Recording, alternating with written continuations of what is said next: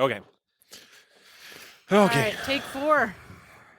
Hey, everybody. Welcome to the Paranormal Peeps podcast. This is take 4. Yeah. We shouldn't admit it. Oh my gosh. Because this is Okay. fun. Podcast magic is all I'm going to say. When I get goofy. We are all so goofy and half tired. And I've had sugar and sugar. food. And yeah. Plus, sometimes you just get goofy. I'm a goofy person. What can I say? It's getting late, too. I'm a goofy goober. It's past our bedtime. Past your bedtime. Yeah. News is about to start. this is almost my prime time. So Yeah. Anyway, the first time I was sounding like Bob Uecker, the last attempt, I went for a good 10 minutes with my NPR voice, and they just couldn't handle it anymore. That may or may not show up somewhere. as I say, there's got to be an outtake episode someday. Definitely. Yeah. Definitely. All right, but we'll go back to my normal obnoxious self now. Ready? Here we go. Today we're talking about not ghost ships, haunted ships. Last year we talked about ghost ships. If you listen to the episode, we talked about some of the ships that kind of appear, disappear. They're seen like 20 years later. We talked about some that you can still see that are considered ghost ships, but we're not talking about those this time. This time we're talking about haunted ships. Yes. These are ships that have ghosts on them and reported ghost sightings. And all of them you can visit, and some you can actually sleep on. Yep. Yeah. Which You definitely can makes it try interesting. anyway. I don't know. I don't know if I could. No, I don't know. I could do it. Although I don't know. There's one of them for sure I could sleep on. Yeah. Yeah. I'm in. Oh, yeah. The last one. But Well, we'll talk about that one when we get there. we'll see. How do I want to waste my time sleeping? Well, do I eventually just you wanna- gotta sleep, right? Nah, who needs sleep? There's a song from Bare Naked Ladies. Bare Naked Ladies. Yeah, Mhm. who needs sleep? Who needs sleep? Oh, I do. Well, you're never going to get it. It's the way I Yeah. feel nowadays right now. Seriously. Well, the older I get, the less sleep my body seems to. It needs the sleep, but it doesn't get it. You lay down. 2 hours later, you're up, You're awake. Yeah. I can relate. and you go back to sleep, and then 2 hours later, you get back up again. That's why I prefer to drink a bottle of scotch before bed every night. Oh my gosh. Does the scotch not run through you as fast as water? Just knocks you right out, right? Just pass out. Did you wet the bed? No, he wears Depends. Yep. Oh, yeah. Or just put a catheter in. Haven't Sometimes it gotten just to works. No, see, I can't just do that. I can't. And I can't just sleep in it, so it depends. That's out. Well, if you haven't noticed, there is a voice missing here tonight. There is a voice missing here tonight, and it's not just because she doesn't approve of the conversation. No, she's generally just hates us and has disappeared. My goodness. Just come back, Elisa. We miss Come you. back soon. Tonight we are missing the lovely Elisa. She had a family function, so Yep. we're missing her. We're hoping. Hopefully, she's you back guys again miss next her, and you can message us. Go on social media on any of our platforms, and Absolutely. let's start like an online petition for Elisa to come back because we are terrible without her. Yeah, we're not. She We're not. keeps us Maybe in not line. terrible, but we're definitely better when she's here for sure. 100%. So, who we do have here, though, in her filling in for her, to my right, we're gonna go counterclockwise this time, throwing you off for a loop. It's Terry. It's Terry's the lovely right here. Terry. She's It's Lady Terry. she's my wife. Lady Terry. There you go. Mhm. Yeah, she's married to a lord, not the lord, a lord, Oh Lord. but also a lady married to a lord. Jamie. The lovely Jamie, And Josh. Lord Josh, and I'm Lord Mike. Again, not the lord, just a lord, because we own land in Scotland. We all do. Yep. Or actually, I don't know if we really own land, but we do have a You have a certificate. certificate that says The we certificate do. says I do. Yeah, so it's on paper. If you can read it, you can believe it. Right. Works for me.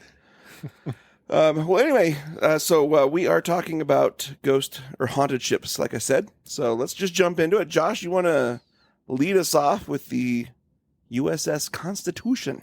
Well, yeah, of course. The USS Constitution, for those of you who don't know, is the oldest still commissioned naval warship in the fleet. It's 223 years old.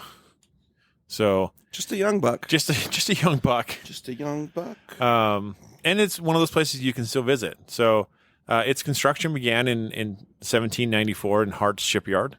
and it got completed in October 21st of 1797. So, yeah, quite old.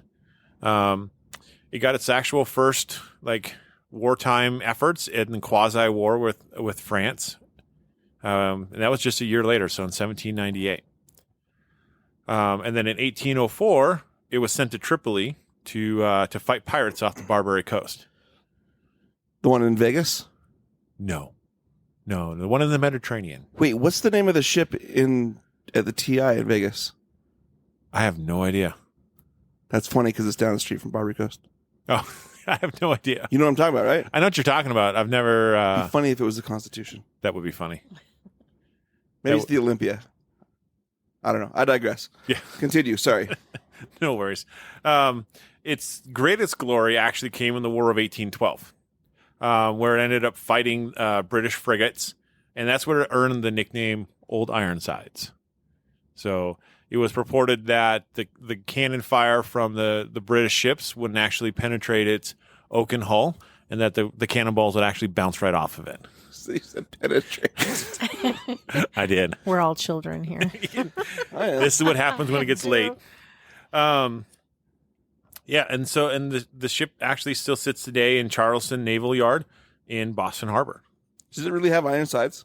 No, it's actually oak wood. So Solid oak. American oak. yeah, that's right, American oak. America. And then Ghost Hunters Dustin Perry said, knowing the history of this ship lends to the sensation of walking amongst the ghosts of American history. I wish I had some fun, good ghost stories for the ship. Probably.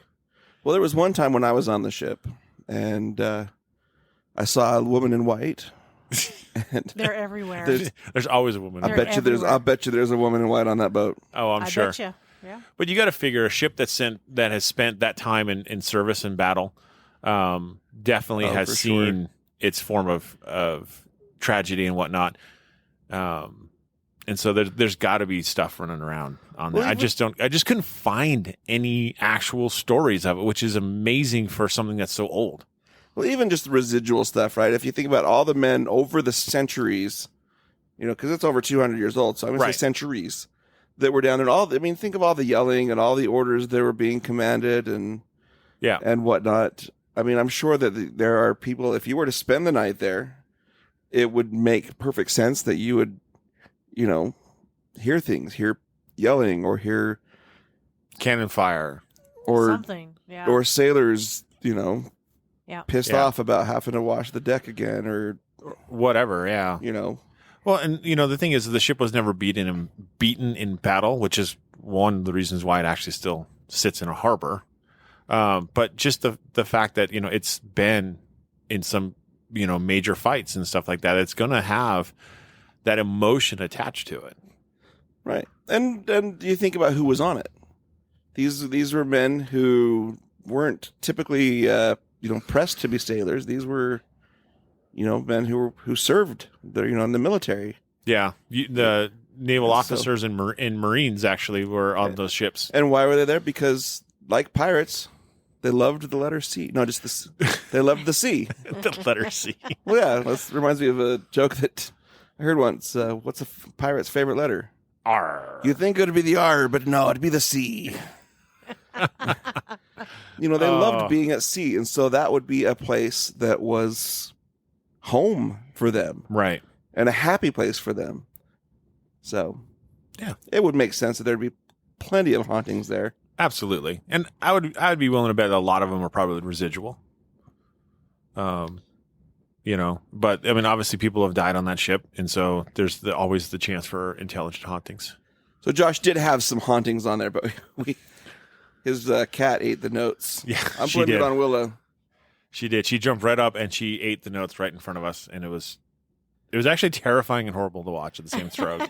But if you are ever in Boston and you do get a spare, hour and a half, 2 hours, head down to the harbor and you can go and tour the USS Constitution. Right. And yeah, it would be awesome. It is one of the, it's a tall ship. It's got 3 masts. It would be awesome to see the ship with or without the sails up. And if you want to investigate it, take your micro dowsing rods and just quietly, when nobody's looking, ask a question. Right. He's like, yeah. Are you Maybe here? don't do that. I don't know. I've never tried that, but I really want to.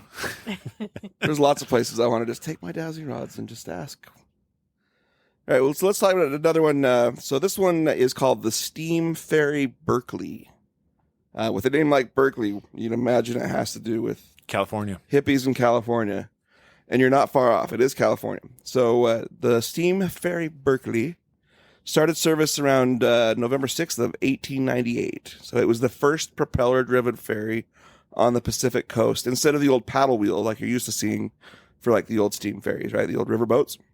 So most of its service was in the Bay Area between San Francisco and Oakland. So just kind of traversing the bay there. And it was used up all the way up until 1958, which is actually fairly recent for an old, ferry such like that. Because you think about it, when was the Golden Gate Bridge? I don't know. I have no idea. I don't know, but it's old, right? So you could drive from San Francisco to Oakland, and it was probably a lot easier than taking the because steam it ferry. started in 1898 and it went to 1958. I mean, So it's been around. yeah. So after the 1906 San Francisco earthquake, it was used 24/7 to carry people away from the damage and the fires in San Francisco all the way up to Oakland. And it could haul 1,700 people on a normal day. But after the earthquake, it was actually transferring over 2,400 people at a time. And because of all of the energy of the people who survived the horrific quake and the fires, it left a lot of energy on the boat. A lot of residual hauntings. And people have reported hearing disembodied voices and conversations, ghostly footsteps, crying, moaning, weeping, all the fun stuff that goes on with that. The only documented death on the ship took place in the men's bathroom. Funny enough, right? Somebody was straining too hard. Had a coronary and You died. would think the one place where somebody died was You the would- bathroom right. on this whole ship. It's like one of those Elvis moments. Like engine room, I would get, passenger cabin, sure. Somebody fell overboard. Mm-hmm. Nope, he died in the bathroom. So now documented doesn't mean the only death. It's just that this is the only one that's on record. Yeah, so there could have been other deaths on the ship. They just weren't documented. So who knows how many deaths were actually on the ship, on any of these ships. Or in that Right. bathroom. I mean, nobody's going to write that in the notes. Died trying to push one out. But today where that bathroom is, it's now a staff break room. But back in October of 1911, on one of its trips to Oakland, there was a mining engineer by the name of John Norbum. And he was in the bathroom. He had a vial of nitroglycerin in his back pocket, just like most of us usually do. Oh, I Yeah, I carry carry- nitroglycerin every Right. day. All the time. It's for his heart, right? Yeah, it's for mining. It's for mining. A whole vial of it, yeah. That'll get your heart going for sure. Well, somehow it fell out of his back pocket, and I can only guess if he was in the bathroom. Maybe he dropped his pants.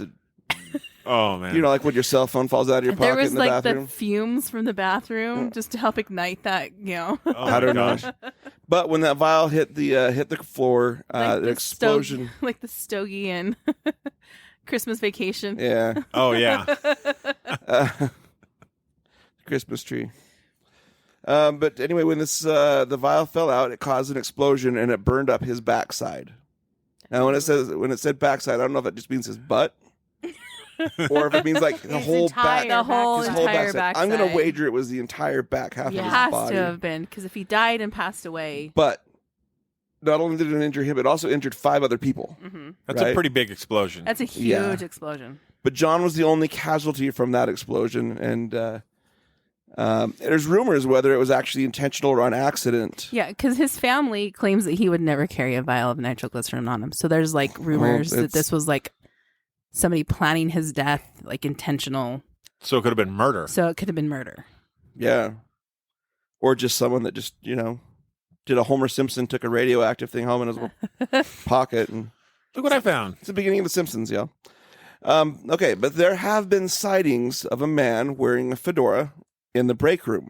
So that's why I said that where this bathroom was is now a employee break room. Right. They've been seen wearing this man wearing a fedora in the break room where this explosion happened. And it's believed that this is the spirit of John Norbum. Now, others have said that the bathroom stalls on the ship will lock by themselves. And there's also been reports of objects disappearing and then reappearing, as well as doors being slammed by unseen hands. Spooky. Well, it's spooky if you're sitting in the break room taking a break, and all of a sudden there's some dude in a hat disappears. Your door Put your lunch in the slamming. fridge and then you go to get it and your lunch is gone. Dang it. What am I going to eat today? You're in the bathroom, and all of a sudden the bathroom door slams shut next to you. Oh, the worst That is like scare the crap out of you. if the door It's a good thing you're sitting down. unlocks while you're in the bathroom. Oh, yeah. Right? Yeah. That's even Because worse. those lock from the inside. Yep. Ugh. Oh, that would be, yeah. So is it bad for me to wonder if when they see the guy in the break room with the fedora, if he's got his pants up or down? No, I kind of wonder the same thing. Well, all you know is the explosion happened in the bathroom, but you don't know what he was doing in the bathroom Right. when the explosion happened. So He could have been washing his hands, Could have. or he could have been sitting down. He could have. Dropping trowel. He could have been that's jumping how up it and fell out down. of his pocket, right? Yeah. Who knows? So I would hope that Maybe he sat down on, he was just like going to read the paper. Didn't even drop his pants, just sat down on it, broke the vial, and it, oh man, Yeah. I don't Who know. knows? How volatile is nitroglycerin? I don't really know. highly volatile. Like if you break a vial, is it just boom? It's like one of those things that you got to be very careful with shocking it because it'll explode.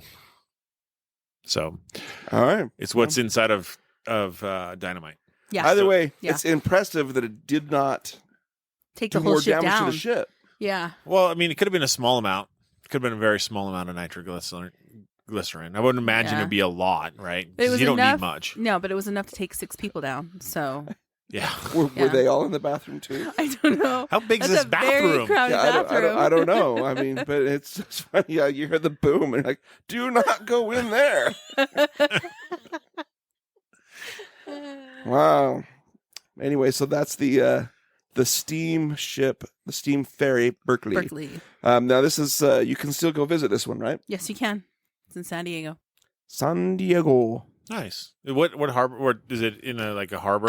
It's actually there's like a whole museum, like a floating Yeah, museum. maritime museum It's down there. the Maritime Museum that's got like there's this one. The next boat that Mike's got is the Star India is also there.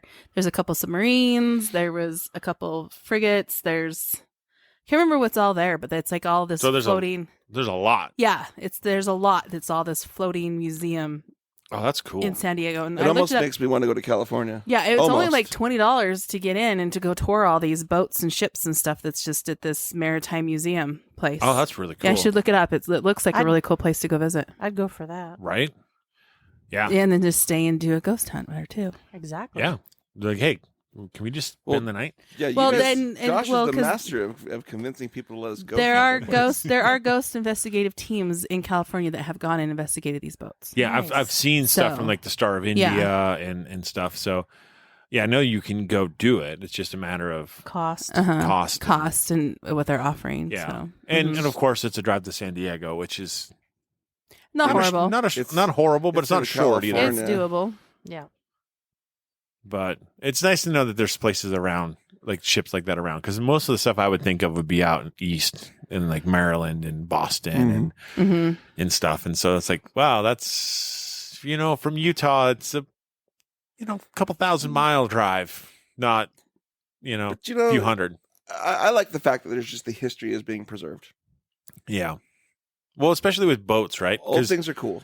Yeah, boats don't last long. they don't. They start to deteriorate, which makes it even cooler that like these ships are over 100 years old that are still around, which makes it pretty neat. So It reminds me of the movie Battleship. Never seen it. Oh yeah, they fight aliens with the old battleship. Yeah. They fight aliens. hmm Yeah, it's awesome. it's like ID4 but with ships.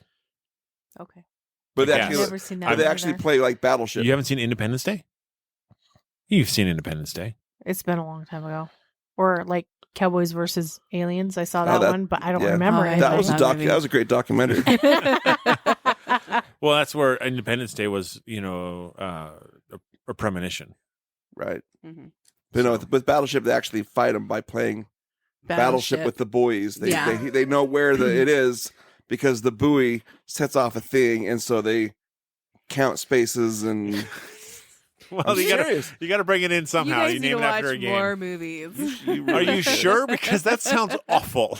It's actually not too bad. Okay, what's the next ship you got, Josh? The USS Constellation, which this one you have to be a little careful on, because there have been 3 ships in history that have been given the name the USS Constellation. Yep. So the first one is not the one we're going to talk about. That doesn't exist anymore.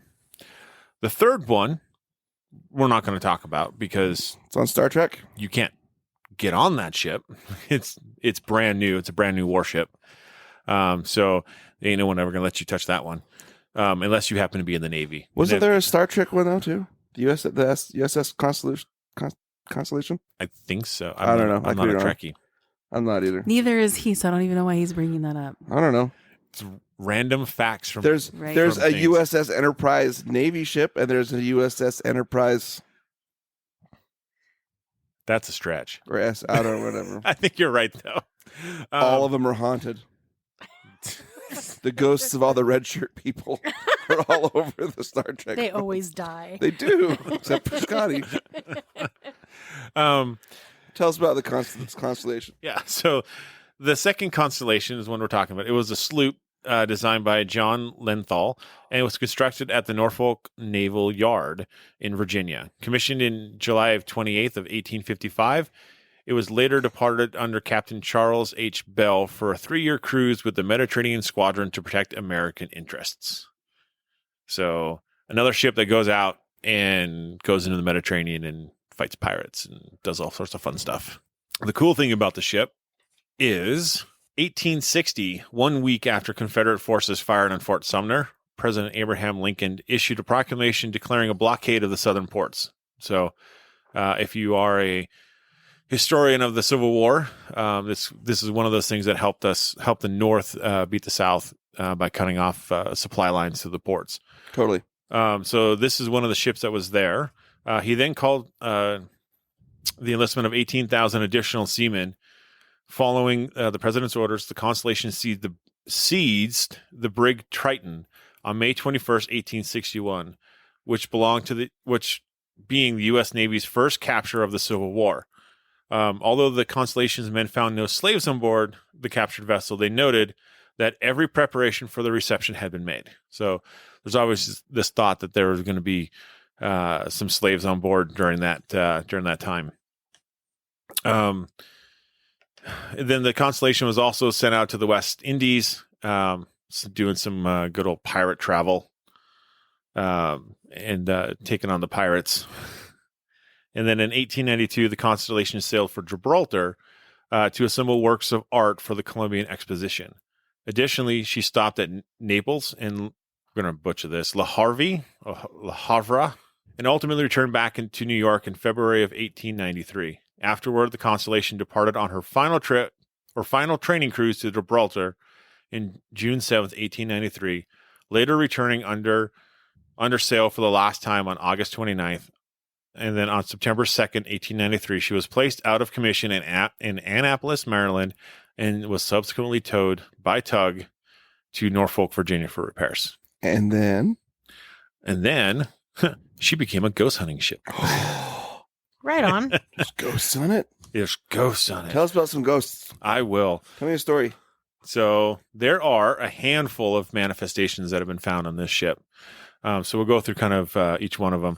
Oh, look at that. There's no woman in white. Oh, Wow. she's there. She just hasn't been. She just hasn't been found. Hasn't been found out yet.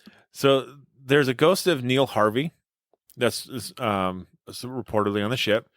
So he was actually court-martialed for cowardice in 1799. And he had left his assigned station at his gun in fear with the Battle of the French in 1799, where the 36-gun French frigate Insurgent was engaged and captured.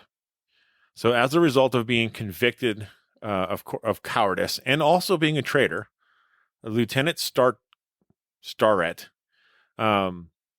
started off Harvey's punishment by sticking him with his sword. So he was wounded, but still alive.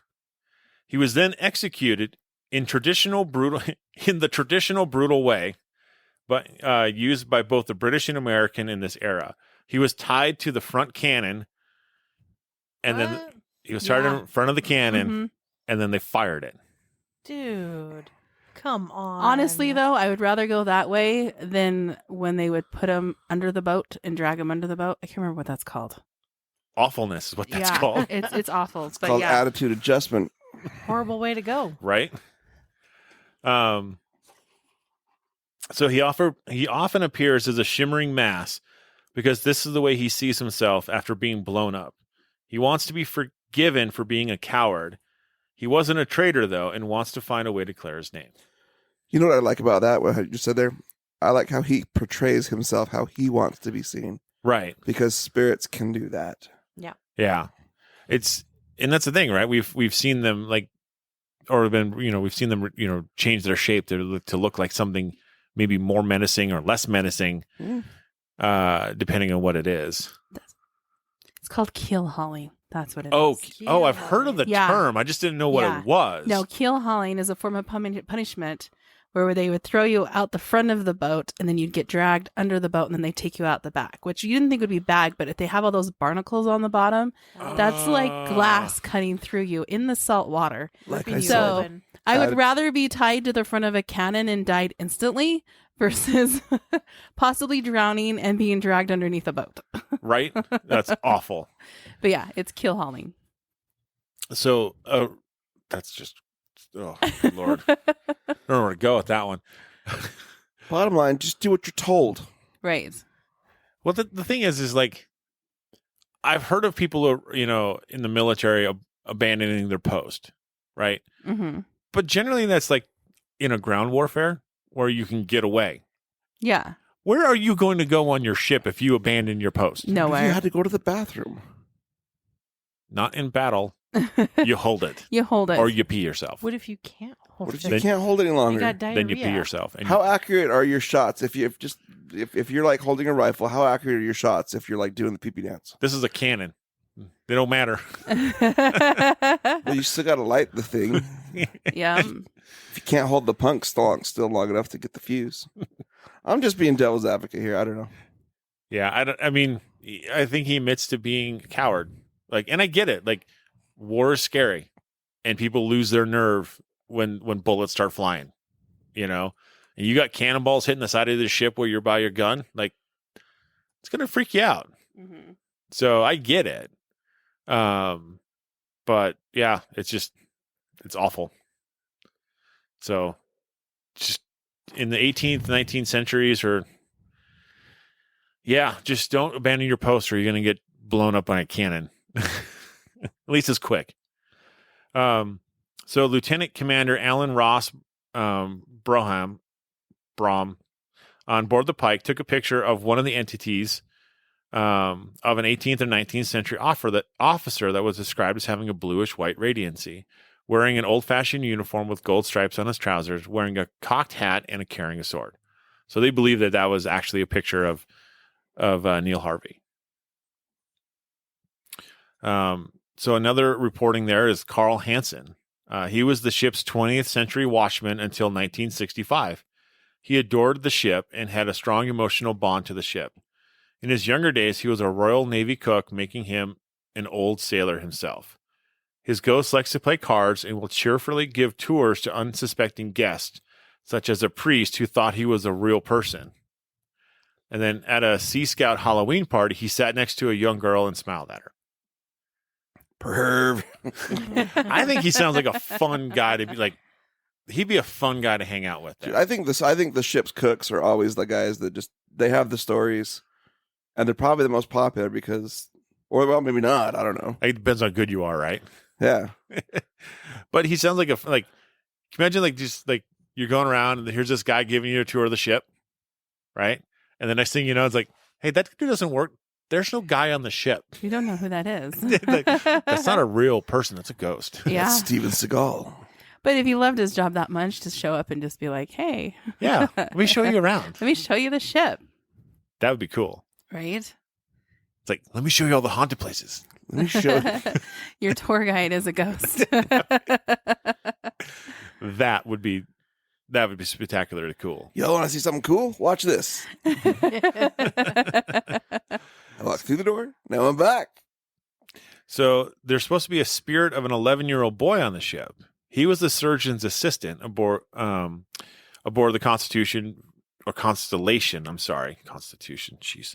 Between 1820 and 1822, he was murdered by 2 other sailors with a knife in the cockpit of the orlop deck. And this is according to a psychic from with Hans Holzer. So Hans. I don't know.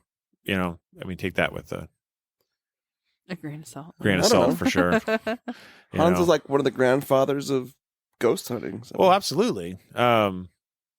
It's a tougher one. Like I've always found the media, the psychics, a little bit tougher because it's not that they don't believe that they see what they see.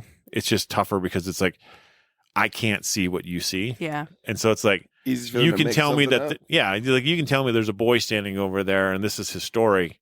It's like, but I can't see him. Yeah. So, and then there's a sailor who became overwhelmed with awful conditions on board and hung himself. And he's seen floating around across the gun in the forecastle decks. See, that I'd buy. Right. So, and there was a listed 49 deaths on this ship. Wow. So It's a there's warship. So right. Yeah, it's been in battle. It had a long career of fighting. So, people obviously died of this, that, and the other, whether it's, murder or suicide or malnutrition or whatnot. So where's the Constellation now? Do you know? Maryland, I believe. Let me take a quick look. And you could go get your ghost tour there. So Actually, no. I lie. sorry, I didn't mean to throw you a curveball. there. No, that's all right. It's in Baltimore's Inner Harbor. Baltimore, Maryland. You're right. Yeah, I was right. It's like I knew Nice. that. Then I saw something from New York. I'm like, oh wait. And Yeah. now that's just where I got repairs. All right. Well, the next one we're going to talk about, we actually alluded to it before. Terry mentioned it, is also currently in San Diego. It's the same, right next Right. door to the Berkeley. Probably right next to the Berkeley is the Star of India. Josh mentioned it as well. So claims are that this is the world's oldest active sailing ship. I don't know exactly what the technical terms are to make something a active ship or not. This one they do take out to sea twice a year. Probably would qualify. And so, I would think that maybe that also means She not still towed, moves in the water. 'cause- She's not dry docked. She's not anchored. well, I know like the She's- Constitution was pretty old too, right? Wasn't that Mhm. Yeah, 223 years. so? But I think it's towed. I don't think that actually Yeah, I don't think they put the they sails might down. tow it. Yeah, I think this one they actually put the sails up and they They put the sails up. to they get all out to wear sea. like bandanas on their heads and And cigarette. some guy with like sing a parrot songs. yeah right They put a hook on their hand. peg legs. And, Got to have a parrot. trim the mainsails, you swabbies. I don't know. Anyway, well, her maiden voyage. So it's the world's oldest active sailing ship. Her maiden voyage was in 1863. It was originally named the Euterpe, and it sailed under a British flag. So 1863, give you an idea of how old this ship is. That was built the same time as Lincoln's Gettysburg Address. She sailed around the world 21 times. That's a lot of times around the world.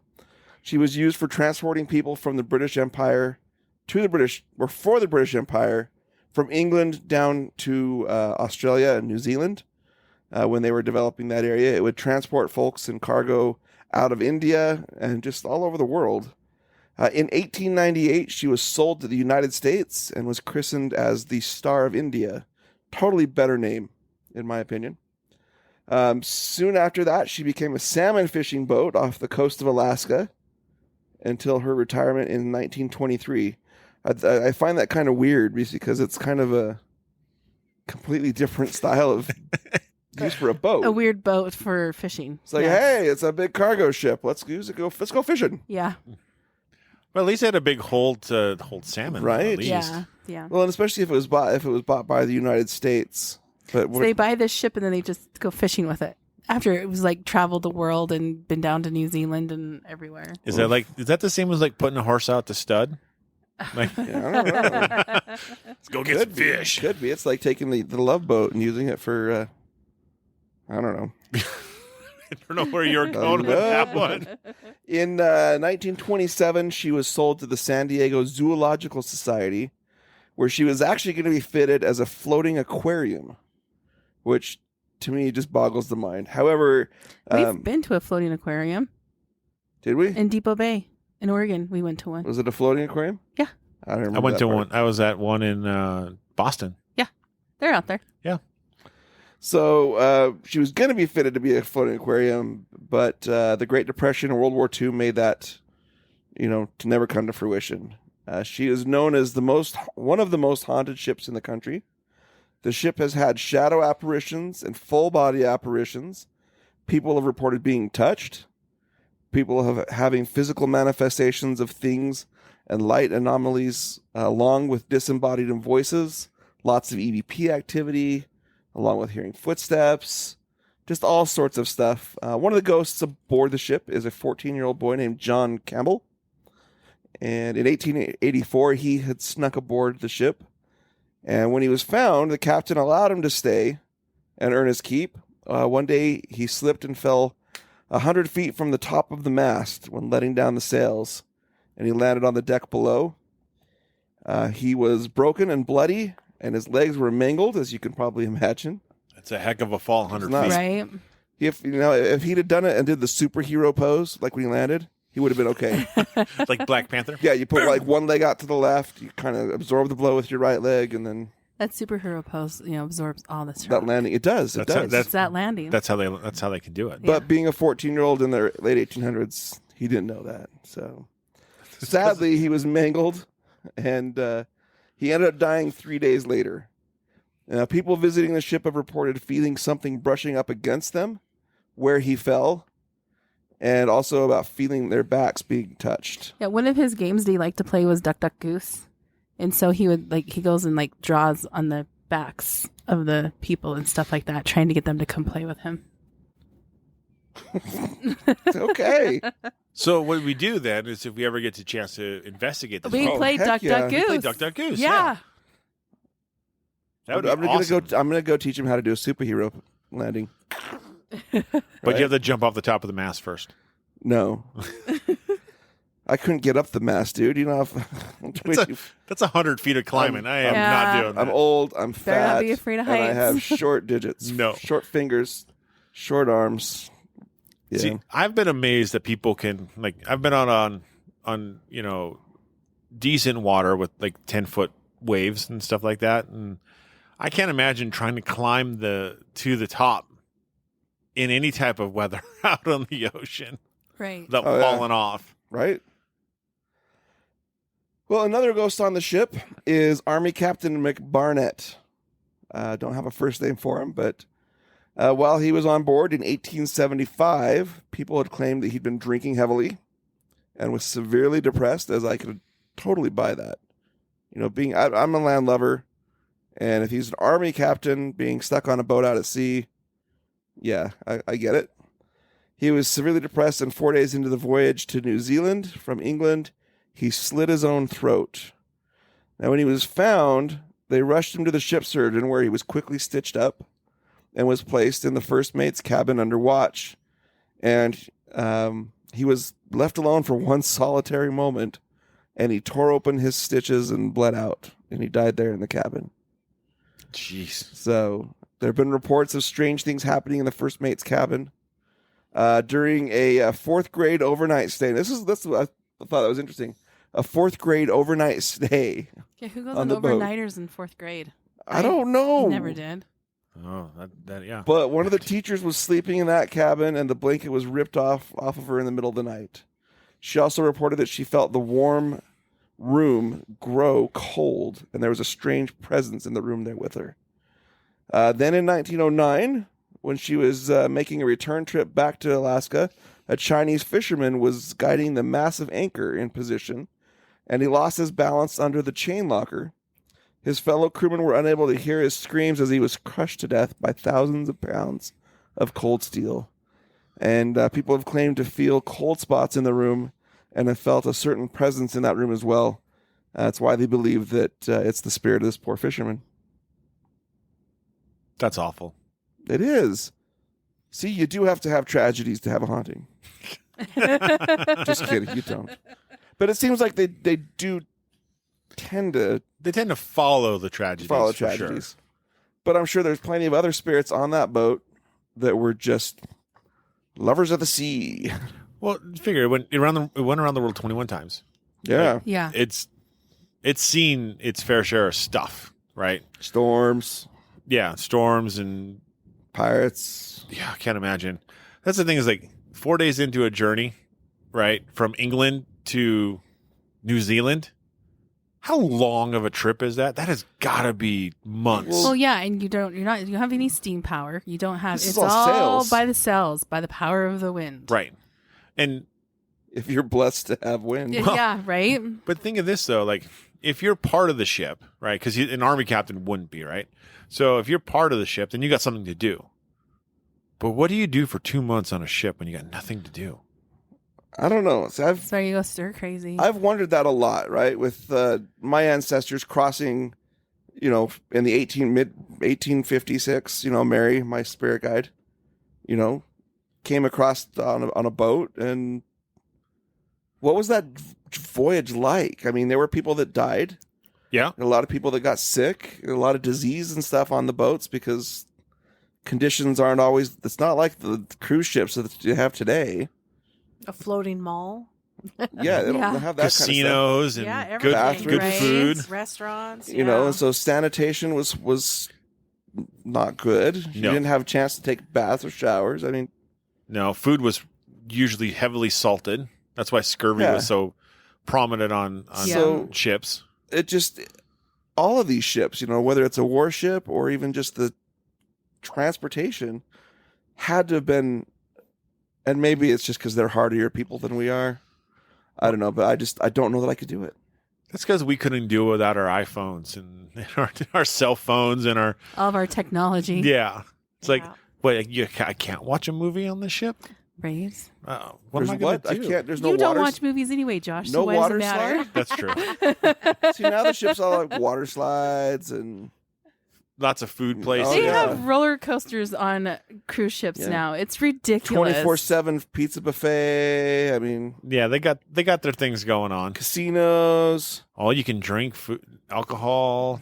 You'd think I'd been on a This cruise is all ship. coming from somebody who's never been on a cruise ship. I've never been on a cruise ship, but I did see Neither one have we. once. Oh, I have. I've been I on one haven't. cruise. I've seen one on TV. I've stood next to them on the dock, and that was enough to know that these things are ginormous. They're huge. Well, They're The closest I've ever been to one was in L.A. We went out to the port there at Long Beach, Mm-hmm. and we got there just in time to see a Carnival cruise sailing away.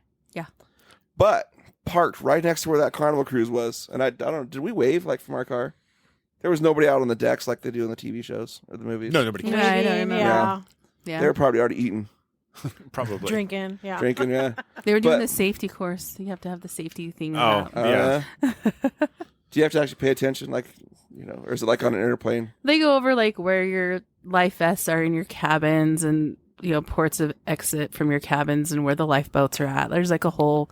It's kind of like the safety briefing on the airplanes of but What to do. yeah.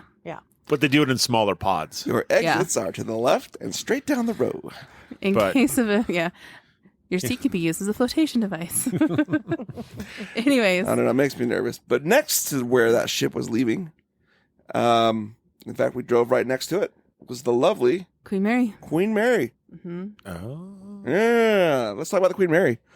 Yeah, this is going to be probably the bulk of the podcast because there's so much information available on the Queen Mary. There's a lot. It's crazy. It's also the newest ship Yeah. of all of the ones we were going to Well, cover. the thing is, it's the newest ship, but it's still pretty old. Older than I am, and That's that's true. pretty old. Uh-huh. So it was the RMS Queen Mary. Now, do you know what the RMS stands for? I do. Yeah, I do too. I think we all do. It stands for what, Terry? Royal Mail Ship. Yes, it does. Yep. I was trying to think of something whimsical to say, but I lost out. You missed. really, Missed the mark. really mature ship. It's because it's so old. But there's also a lot of myths on some of these hauntings on if the stories are actually real. We're going to get to that. But it changed to HMS, right? No. HMS Pinafore. Yes. No, it was never an HMS. It was always an RMS. So that was the thing, the distinction between the two, The HMS? HMS and RMS. Yeah, because the HMS is Her Majesty's ship. Right. Yeah. And then there was the RMS, there's mail ships. Right. Well, So they was would it one carry warship? they carried the mail. They would carry mail, but even the Titanic was the RMS Titanic. Yeah. Yeah. As a Royal Mail ship, then could it like it's protected? It cannot be touched. Well, they shouldn't. I mean, like a they're not courier with a- warships. Like a courier with a marked bag. It's like a cruise ship with mail on the bottom. Yeah, because this was like a luxury liner cruise ship. I mean, this thing was top notch, best of the best when it was built. Mm-hmm. It's named after a queen. I mean, come on. What do you want? It should be, right? Well, it was bigger, faster, and more powerful than the Titanic, Yeah. for sure. So Britain's, it was, you know. And it had a much better career than the Titanic. It sure here's the thing. did. Did you know it was built by the same company of the Titanic? The White Star Line? Yes. Yes. It was built by the White Star Line. It was built at Clyde Bank in Scotland on the Clyde River. Scotland. And the first steel plate was laid on December 1st of 1930. I was Want me to there. keep Wow. going? I was there. It was Keep great. Okay. You got it. The construction of the Queen Mary was halted a year later, so in December of 1931, due to the Great Depression, which also happened. The Great Depression also hit the Star of India from being the floating aquarium. But Yep. anyways, and then she sat and work didn't resume again until May of 1934. So she sat for 3 years. 3 years, a piece of 3 a ship. years. Just the whole of the ship sat Yep. there for 3 years. What you building? We don't know yet. An arc. What's an arc? So, but then they resumed the building of her, and then she was launched and christened on September 26th of 1934. I don't feel like that's the right And date. then when is her maiden No, that's voyage right. in? That's right. That's Voyage. right. So, I have that her maiden But- voyage was May 27th, 1936. yeah, that was down here. I have that down here. So it was christened a It little was- bit before it Yeah, it actually was got to christened a sail. little bit because when she was christened, she had no power. She had no power on her when she was christened. So what they had to do, she was launched and then she was rigged with chains and then she was pulled by tugboats up the Clyde River to the shipyard where she was fitted with her steam engines. Oh, so it's just basically a beautiful hull of a ship with nothing to push it. Nothing to push it. Oh, but this is what's But it took crazy. them 18 months to pull her up the Clyde River to the shipyard. Dang. So it took That's over a long year. trip. Over a year to get her because she was so big. They had to dredge the river in some parts to get her through it because she was so big. Jeez. Wouldn't you think before you built it that you got to Well, you got to figure out you got to sometimes pull it it's- through the hole first? Right? Right? And so when she was fitted with her steam engines, it was the largest at the time. She had 4 engines placed in 2 engine rooms, and each engine provided 42,000 horsepower, which totaled just over 160,000 horsepower for all 4 engines. You know what that equals to? About 200 Ferraris. Ooh, Dang. that's still. I mean, I don't think it's as much as we got today, but that's still pretty cool. That's one of the reasons why she was one of the fastest ships at the time when she was built, because she had Oh, yeah. all that horsepower. She was the Ferrari of the sea. Literally.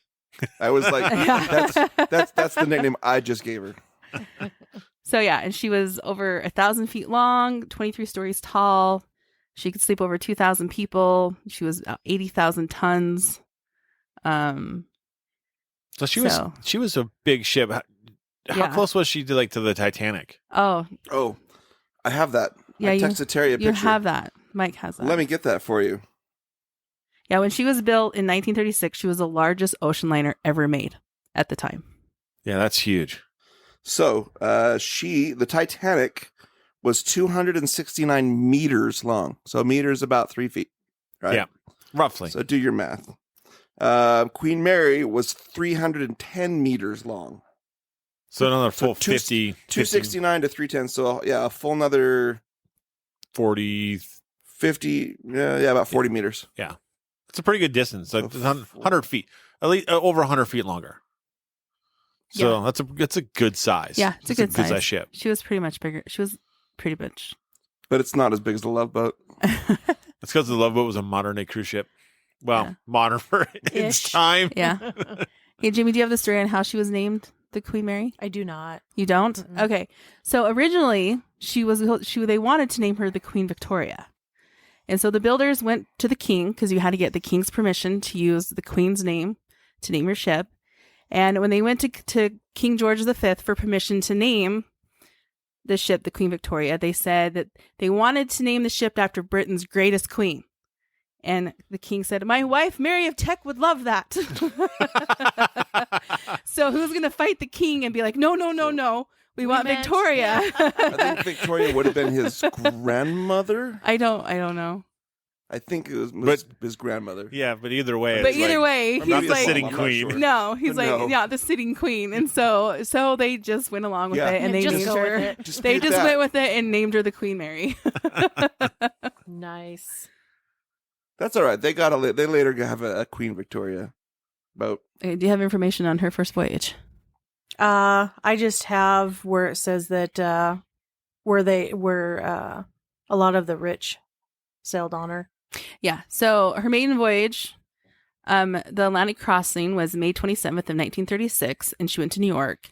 She was greeted in New York with the huge fanfare. There were thousands of people crowded on the docks, and there were, because, it's the biggest ship of all time. Everybody wanted to see Yeah, the this, Titanic right? didn't make it. The party They had didn't get to planned see the that one. Titanic. They did not. There was hundreds of boats in the harbor to greet her, and they had tons of fire department boats out there with their fire hoses going, and planes were low buzzing the ship. It was just great, big, huge fanfare welcoming her to New York. And many rich and famous people traveled on her. Some were Fred Astaire, Bob Hope, Bing Crosby. Do you have anybody else? Yeah, Duke and Duchess of Windsor, Greta Garbo, Clark Gable, Mary Pickford, George and Ira Gershwin, Mm-hmm. and then there was Sir Winston Churchill too. Yeah. See, some of those sailed on her like after she served in the war. Some were before and some were after the war Yeah. because she. It's a mix. That's still a Yeah. who's who of Yeah, people, though. no. Even Walt Disney sailed on her. In fact, I saw a picture where it was Walt Disney, his wife, and his two daughters just disembarking off of her. That's awesome. Yeah, it was a cool picture. Wow. It was a really cool picture. So, she also helped thousands of Jewish refugees escape to America on the ship right before World War II broke out. She helped the Jewish escape. But then when World War II officially started, at first they kind of hid her in the New York harbor because she was to kind of protect her from being a target from all the U-boats. It's the biggest ship in the world. Yeah. It's a target. And they weren't going to fight because at this point America wasn't part of the war, and so they were hiding her over in the New York harbor. I laugh because we weren't part of the war. Yeah.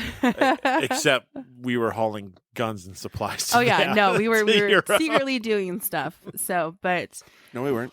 but then that's when they decided to turn her into a warship, and so all of the expensive luxuries they had in her, all the china, all the carpet, everything got ripped out of her. All of her rooms now became bunk rooms instead of suites, and they ended up painting her gray, where she got the nickname of the Gray Ghost. The Gray Gray Ghost. Ghost. She carried 15,000 to 16,000 troops at the time.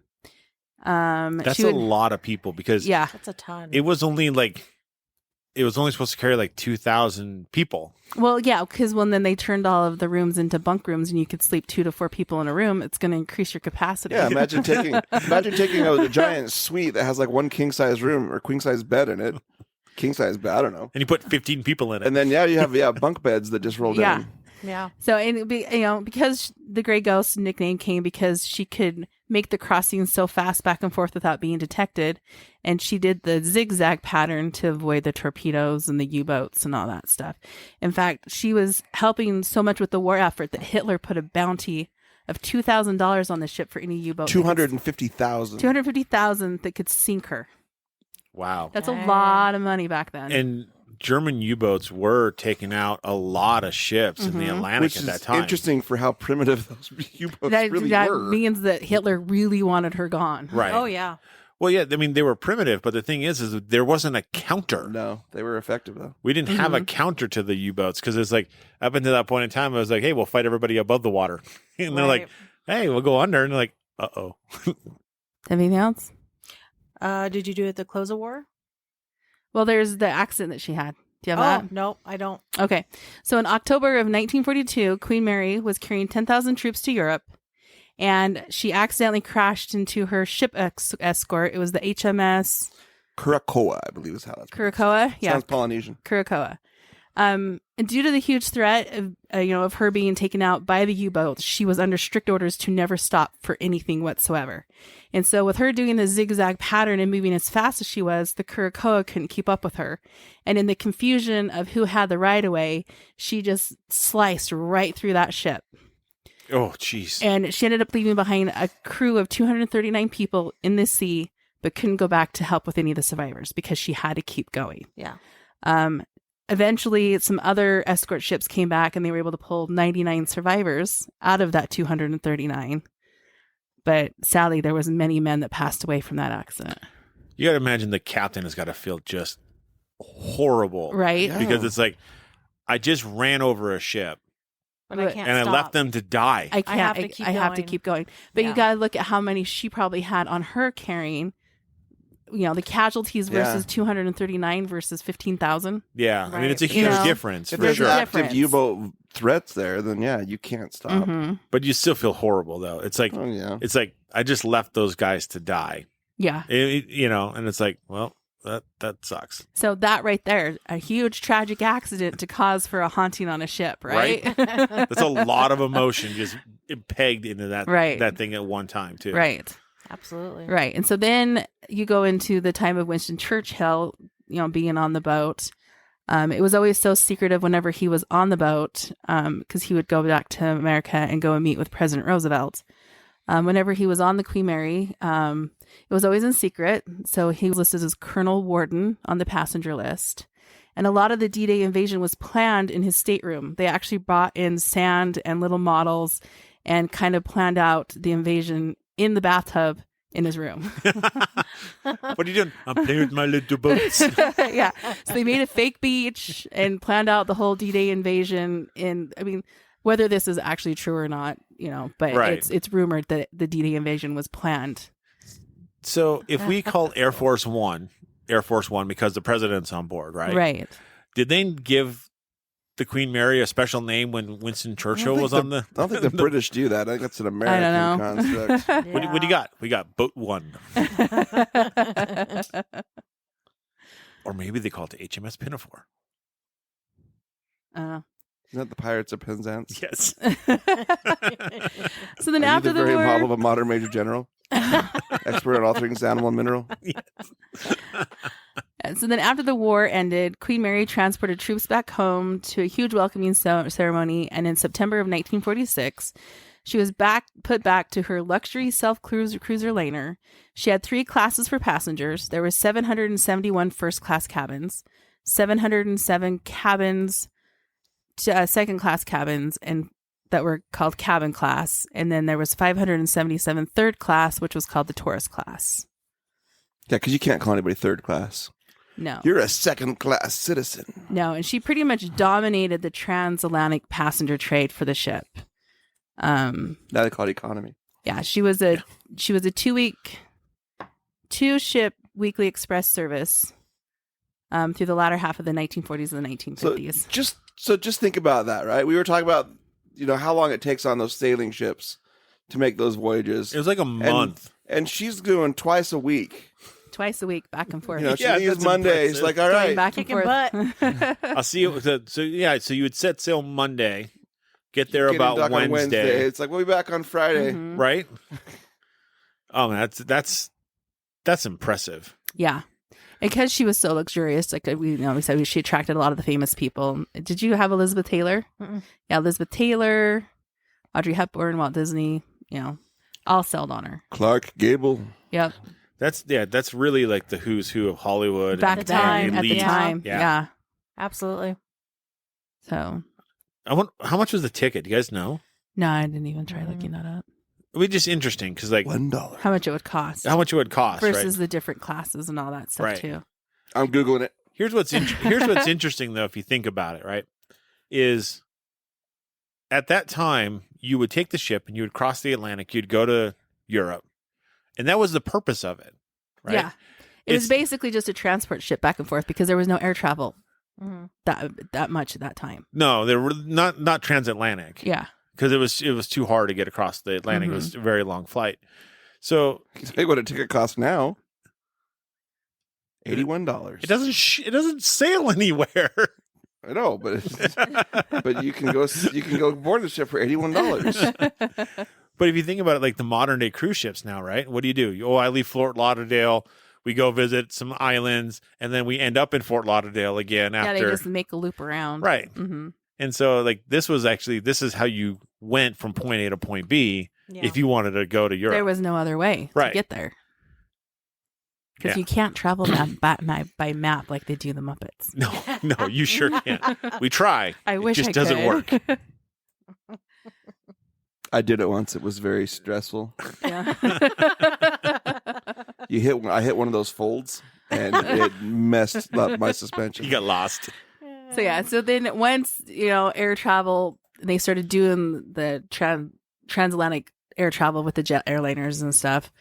It got to the point where she was losing money, when she was making her voyages, she had more crew on deck than she had passengers on deck. Oh, wow. Which I'm sure makes for a really fun, like, passenger experience, Mhm. but Yeah. definitely doesn't help on the pocketbook. No, and so since she was losing money, she retired from service in 1967, and she made her last crossing was her 1,000th crossing of the North Atlantic. So she went back and forth 1,000 times. That's impressive. Right? Yep. Did find that her normal service speed was 26 knots, which is about 30 miles an hour, and top speed was about 30 knots, which is about 35 miles an hour, which for a boat that big is pretty impressive. Yeah. At Especially least when for that time. Especially when you considering it's only steam power. The cost per berth, so every time that she left dock, was $300,000 Dang. every time to take her out. It was increased by the high quality materials. 40% more steel was required for her than the standard cruise ship. Wow. Dang. I'm still trying to find what a ticket price was. But you can just do the math now, though, because there were 14. There were. Oh, I got it. There were 1,900 cabins, so just take that and divide it by. So I don't know exactly what row or what class? row. Well, I have the classes. Oh, okay. Sure. So the old brochure price is $1,200 for an inside cabin, $1,500 for an outside cabin, or $2,000 for a balcony. I wonder room. what that would cost Now, nowadays. the discount prices were pretty much $800 for anything. What year was that? I don't know. That would have been the 40s, 50s. Okay. Probably. So, but she Wait, arrived. wait. Never mind. Scratch all that. That's the Queen I Mary was going 2. to say, I was going to say that's Yeah. quite a bit of money for the 40s and the 50s. That's the Queen Mary 2. The Queen Mary So 2. after they sold her to America. Okay. Yeah, so then she arrived in Long Beach on December 9th, and that is where she has stayed. She's now a tourist attraction as a hotel, museum. She's got restaurants, shopping, and event venues. Gosh, that's hard to say. Following Queen Mary's docking, claims were made that the ship is haunted, and in 2008, the Time magazine included the ship among its top 10 haunted places. Awesome. So I've been talking way too much, Jamie. She was also sold in 1967 for $3.45 million to the city of Long Beach. So Okay, where I got she your still ticket sits price. today. Oh, I got it. I got one Ooh, too. I what found is it? So What is it? for a sun deck cabin, which is a spacious first class outside cabin with a private bathroom, was Ooh. $295. Okay. But how would that be Equated to cost-wise today, yeah. today? Okay. So one I found, it says the fare ticket of $195 in 1956 has the relative value in 2018 of ranging between $1,400 to 8,900. Okay, see, now that makes more sense. Yeah. Because that's how Where you much wanna go. you go and look at cabin prices on cruise ships nowadays. $195. You know, I could do that. Yeah, so that it's really just kept up with inflation over time. Mm-hmm. That's still a lot. So let's talk about the hauntings. Is it haunted? Oh, it's haunted. It is haunted. It is so Would you call it haunted. uber haunted or I just don't kinda believe it. haunted? Super uber haunted? I don't know. I've never been there. Oh, do you want to go over the Disney stuff first, or do you want to go right into the hauntings? You want to save the Disney stuff for last? We 'Cause should. That's something I never knew about the Queen Mary. I didn't know any about this Disney. either, but part of this Disney stuff Feeds into it. feeds into some of the hauntings on Okay. why some of the hauntings might be fake. Okay, so all let's fake. let's do the Disney Ghosts first. don't exist. We've Let's hit the established this. Disney first. That's right. We've established that, and that's why we're here. I don't know what I have for this. Stories. You can kick us off, Terry. Okay, so in 1990, Disney had tried to turn the Queen Mary into an extension of Disneyland, and it was going to be called Port Disney. It was going to be a $3 billion project and was going to be dedicated to ocean life around the world, and the main focal point was going to be a giant 2-story aquarium and research facility that was designed to look like giant bubbles. So think of like the Epcot Center, but bigger. Ooh. One of the attractions plans was to be a haunted attraction aboard the Queen Mary. Disney had known about the haunted stories aboard the ship for years, and the attraction was going to have a story attached to it with fake paranormal activity to try and make people think they were witnessing real paranormal activity. So kind of like the Haunted Mansion, but at sea. And they wanted people to think that it was real, not fake. So, but however, Long Beach turned down the plan and cited that the environmental impact the park would have on the ocean and all the local businesses that they would have to close to make way for hotels and highways that would need to be built, that they just told Disney no. So later, Disney actually used those plans for the concept of the Disney Sea in Tokyo Disneyland. So everything they had put together, the Imagineers and everything, didn't go to waste. In fact, in the Tokyo Disneyland, Disney Sea, they actually have a replica of the Queen Mary. So, and after Disney lost the ownership of the Queen Mary, some stories are rumored that left behind, Disney had already started to work on the haunted elements on this haunted attraction they wanted to do. And so some of the current owners know that these elements existed, and they still use them today to make people believe there is hauntings on the ship. That's a rumor. However, none of it's confirmed. It's all rumor. Huh. I'd like to go find out. Right? Right? I'm actually kind of glad they did get turned down. I am too. Yeah. I am. And it was kind of they kind of got it by accident, because they were trying, when Disney originally built the Disney Hotel, he didn't have enough money to afford it. So he got a loan. I can't remember the name of the guy. But when he finally bought out ownership of the hotel, it was like a package deal where he got the hotel and the Queen Mary because the guy owned both of them. So it was kind of a package deal. So they kind of ended up with a kind of happenstance. Right. It wasn't.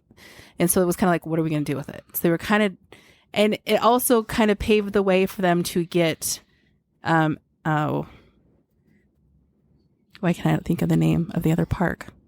My gosh. California Adventure? California Adventure. How did I not even think of that? DCA. The one that's Okay. right next to it. Right next to it. Because they wanted to expand that way, and Anaheim kept denying them the extension of a second park. Right. And so when they tried to do this up in Long Beach, Anaheim reconsidered the option, because all the money that Anaheim would get from the tourism Right. would now be going to Long Beach. So it kind of helped Walt Disney out to be able to get approval to extend over into, well, it wasn't even Walt Disney at the time because it was the 1990s, but that was how they were able to get the extension for California Adventure. Oh, that's So cool. it's kind of a longer roundabout way that it happened, but it all worked out in For the the long best. run. For the best in the long run. Yeah, because I mean the thing is Long Beach is only 20. I looked it up. It's like 23 minutes from Anaheim, from Disneyland. When No, there's- it's not that far. When there's no traffic. When there's no traffic. Well, right, yeah. but- it's not that far. But they were trying to make it like a second entryway for yeah. Disneyland, but it worked out better for them to get the extension for California Adventure. I mean, it would have been cool in the sense, right? But Right. I'd hate to see a historic ship like that get turned into some crazy weird amusement Yeah. park. Yeah. To me, it doesn't seem Disney. To me, the thought of it No. It doesn't seem Disney to me. But yeah, I had never known any of this about Disney and the Queen Mary ever in all the research and history that I've done on the Queen Mary. Yeah, I hadn't even heard of it either. And it's neat that, I mean, it's cool because it's like tied to like, the famous Disney theme park in that avenue. And I'm sure they could have done a lot. Like, look at Haunted Mansion, right? Mm-hmm. They've done a good job of making things look haunted. And that was, and with their limited technology at the time when they put it together. So Yeah, because so none of it's confirmed that Disney actually did this stuff because the rumors of the ship being haunted existed before Disney ever owned it. right, Because it's been docked there since 1967, and so there was all these rumors of it being haunted. So Disney might have just capitalized and kind of embellished more ghost stories to try to get people wanting to come once Disney was done building it. right, But to me, it's important to never fake anything paranormal to make people think it's real when it's not real, because that just loses any validation that we have. right. Because it's already hard enough to try to get people to believe. Yeah, And then you find out that, it was fake. yeah, that does make it a challenge. It's interesting though because you're talking about 1990, right? Which is really starting to get into like the height of haunted houses. Like we were just saying on the previous episode. Yeah, About when, because it's just the horror movies paranormal's are only coming been out. is new to Americas. Right.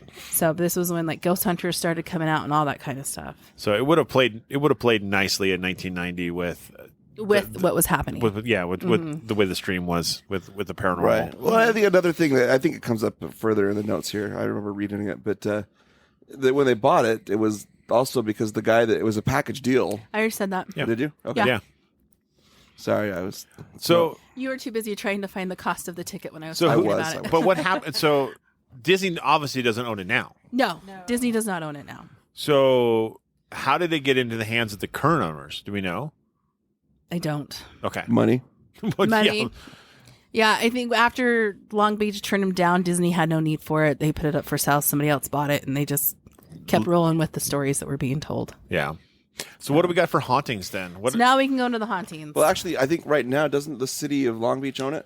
The city of Long Beach owns it now because it was currently sinking a year ago. Yeah, it was listing. It was listing and it was sinking, and Yep. the cost of like upkeep on it, because apparently like the original owners had a grant to like do all this extensive refurbishing on it, but they spent the money elsewhere and didn't do the refurbishing that was supposed to be done. I'm surprised this boat's not dry docked at this point, honestly. Right. Yeah, well, no kidding. And I think we talked about that before on a previous episode or at the previous time, and that's what I said. I was like, why isn't it dry docked? Right. Yeah. I was I like, don't know. You could dry dock it and still have people stay on board the ship. 100%. But yeah, and so there was actually rumors they were just going to let it go. But then Long Beach, the city of Long Beach actually ended up ownership with it. And now they're trying to figure out what to do with it. It's actually currently not open. You can't get on it right now. Oh, that sucks. Mostly because it's sinking. But even the cost of just dry docking it at this point is what? Astronomical. Millions of dollars. I was Yeah. looking at an article earlier today that I don't have on my computer anymore, but it was one of those things of like it's 105 million to scrap it. It was like 150 million to try to relocate it. Which how do you relocate something like that? Carefully. Over 18 months, you drag it through the streets with semis, and and then it was like and it gets hauled over to Disney's California Adventure and put in the Paradise Paradise Pier. Or to refurbish it and fix it to dry dock, it was like 150. I mean, So it's all comparative pricing. You're It's just looking what do you over do? $100 million just to. But it's the same price no anything. matter what you do with it. Right. You know? Because For- environmentally, they can't let it sink. No. I mean, at this point, in my personal opinion, the best thing to do is to dry dock it. So what exactly is dry So- dock mean? Means you essentially take it out of the water and you put it on a Kind of put it on stilts. basically kind of. on stilts, so it's out of the water and it's Not corroding anymore. Yeah, it's not going to corrode. At least not going to corrode in salt water. Yeah. Right. They would have to drain that That- because they have like the whole wave break rocks around it right now. Yeah. They would have to find a way to put a foundation in there, drain it, and then just kind of leave it where it's at. Yeah. But I don't know. Usually dry docking is done so they can access the water, the underwater portion of the hull so they can repair and, Right. and fix it. So could they just kind of, I mean, it only costs money, but lift it up, flush out all the seawater, leave it where it's at essentially, but kind of lift it with the giant cranes because they can do anything now. Flush it out and then put fresh water in there and just have like a little freshwater lagoon. They would never do it. Mm-hmm. It's the chances of the freshwater leaking out and causing issues into the salt water. They would never want to do that. It'd be an environmental disaster. Freshwater would hurt saltwater? It does. Mm-hmm. Turns it brackish, which then causes issue with the fish and the sea life in the area, and then you've got another environmental problem. like the sea life in the Long Beach Pier is probably It's probably a little more. you can't see like a foot down in that water. It would be sad to see it go. So much honestly, pollution. It would be very it sad. would be really to see sad it go. to see it go. It's going to take probably a collective effort of monies to save the ship for historical purposes. The problem is if you look at investment, right? I mean, if you want to invest money into something, you always look at how long can I get something, or how long does it take to get something out? Like, what's my return on it? Mm-hmm. And the problem is there enough? Is there enough desire for people to stay on it as a hotel or anything like that to recoup $150 million? Yeah, it's a lot of money. Just convince the government, the U.S. government, to buy it, make it a national park or a national monument, and then they'll fork out all your taxpayer dollars. It has to be done by the national parks. Yeah, because we've got an endless supply of money. Well, think about it though. How did the ships we've already talked about, right? Where are they at? They're in a park service system, right? They're owned by the government at this point in time. Mm-hmm. They're owned by you, my friend. Owned by all of us, at least those of us in the U.S. Okay, Jamie, what you got for hauntings? Well, let's talk about the most haunted room. You're going to go right to the killjoy, right at the beginning, huh? I am. Okay, go for it. Stateroom B340. Bingo. So, it said that the stateroom was sunk by battleship. It said the stateroom was a problem long before the Queen Mary opened as an actual hotel. In 1948, a British third-class passenger, Walter Adamson, passed away in the room, and the details of his death are actually unknown, or they're just not saying. So they just died on at sea. Well, it was a hotel. Yeah, it just says that he mysteriously died. Mm-hmm. And is it his ghost that haunts the place, or was he killed by the ghost that haunts the place? Yeah. Oh, I like option 2. It sounds more ominous. Right? So then in 1966, a woman staying in there, she'd reported that she was woken up when her bed covers were pulled off of her, and she saw a man standing at the foot of her bed. She screamed, rang for the steward, but the man apparently vanished into thin air. That would be terrifying. It would be. Okay, so now another story claims that the staff locked a man in his third-class room after he murdered 2 women in the 1960s. During the night, he began beating on the door and screaming to the guards outside that something was in the room with him. When they opened the door in the morning, they found his bloody, mangled body ripped apart. Dude, what? So that's another theory of what happened in room B340. So a guy committed murder, murdered 2 women on the boat. They obviously caught the guy. So they're like, hey, we're going to lock you in this room until we get to port. Mm-hmm. And then they found his bloody, mangled body. Yeah, there's a lot of controversy on the haunting of this room. A lot. They had it locked up for a long time, that room. 30 years. Because, let's see. So after they turned it into a hotel, guests that were staying there claimed that there was the heightened paranormal activity, and guests would come out and flee in the middle of the night saying there was stuff happening in the room. They would demand refunds or a different room. Some would just leave and never come back. They reported strange sounds, footsteps, sinks turning on and off, hangers moving in the closet, furniture moving on its own, guests being touched, covers being pulled off. There are reports of full body apparitions. And due to no one being able to spend the night in the room, the hotel was forced to close the room. And after the room was closed, there were reports that the paranormal activity leaked into the adjoining rooms, causing more guests to flee in the middle of the night. Here's what I find funny Spreads. is that they're like, people are like, I don't want to stay in that room. I'm out of here. And we're like, give Let me us that in. room. Right? Let me spend the night. I'm Right? good. So, but then here's more controversy. It turns out that the room was never used for guests, but was used for storage. When the Disney company got the ship and was going to turn it into a haunted attraction for the Disney tour haunted attraction, the room was going to be one of the key rooms of the fake haunted tour. He was responsible for spreading the rumors, and they wanted to get people interested in wanting to come and see the attraction once it was opened. And so Disney was the one who created the sinks being able to be turned on and off by themselves. And they were the ones who created the images in the mirror because they have that effect in the Haunted Mansion. Right. And so and then they put speakers in the room so you could hear the disembodied voices. And so there's rumor that Disney had already put these in that room for their haunted attraction. So that's what you're hearing. So whether it's true or not, That's just a rumor. that's part It of the could rumor totally be ghosts. that Disney has put this in the room at one point. Like- So kind of adds some like killjoy to this the spectrals part of it. I mean, you're like Right. But horrified to investigate it, but it's like, is it really just? isn't it possible though that the rumor about the rumor is a rumor? right.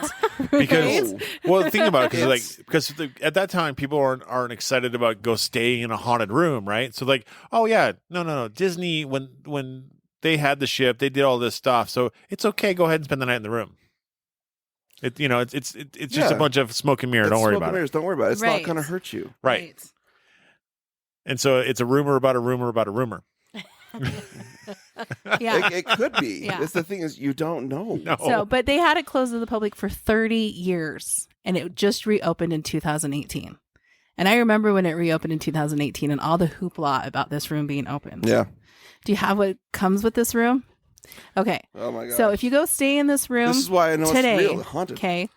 And this, we'll okay. Anyways. So if you go, it's obviously not available now because it's closed. But in 2018, the room keys came with a fierce warning of how haunted the room was.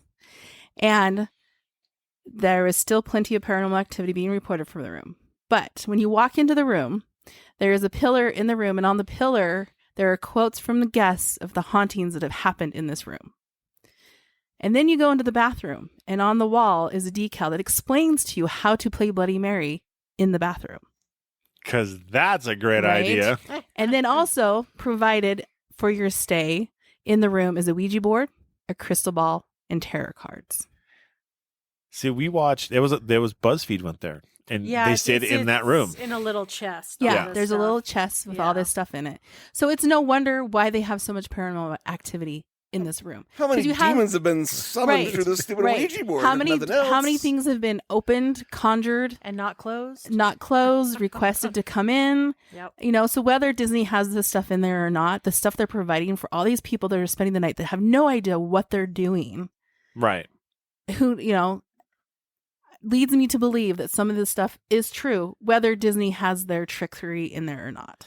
It seems like a lot of like paranormal malfeasance. Right. It's like, what in the blasted are you doing? Like, Perfect storm. yeah, exactly. Like, here's something you can use and play with, but we're not going to tell you how to use and play with it properly. So we're just going to give it to you to play with it. They're opening so many things they shouldn't even be playing with. I mean, there's rumors of like the cleaning crew going in there, making the bed, going out to the cart, coming back, and the bed sheets are all ripped off the bed and on the floor.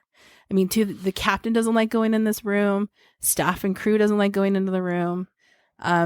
Some of the newer stories, people have been pushed, pulled, scratched. They feel dark energies. There's growls, scary voices. They're waking up to shadowing figures standing over the top of them. I mean, with them doing what they did to this room, I think created The ghost of lot. Mickey Mouse. a lot worse stuff than what was originally in there. Right. It sounds a very dark, demonic haunting now Right. in that room. Mm-hmm. It's like, So even at that, it doesn't matter if there was Disney magic in there. you got all sorts of new magic No, there's now. all sorts of real magic now. So, okay, what else you got?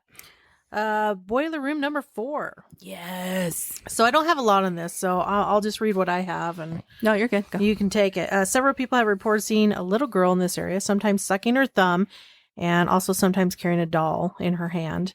Whether or not the room is haunted by that little girl, It says you should just stay away. That is all I got on that, but I know there's more. Gotta see where I Here's have an it. interesting thought, though.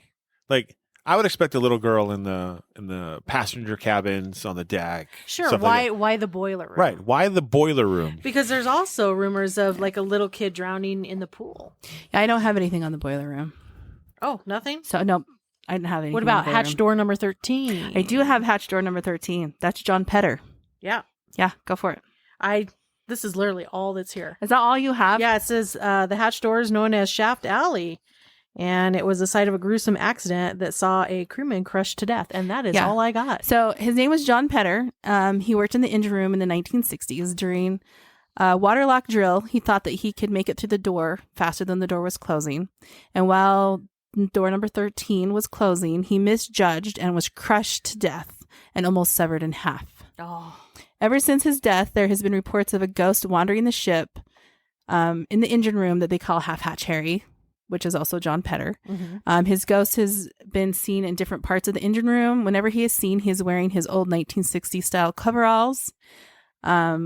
He's seen in Shaft Alley, where people have said they were followed closely by a man in the coveralls, but then disappeared when they got to door number 13. People have also seen his ghost in the work elevator, and guests have been down in the engine room while on tours and have had their clothes and their bags pulled on by unseen hands. There have also been sounds of banging on the pipes and moans of a man's voice.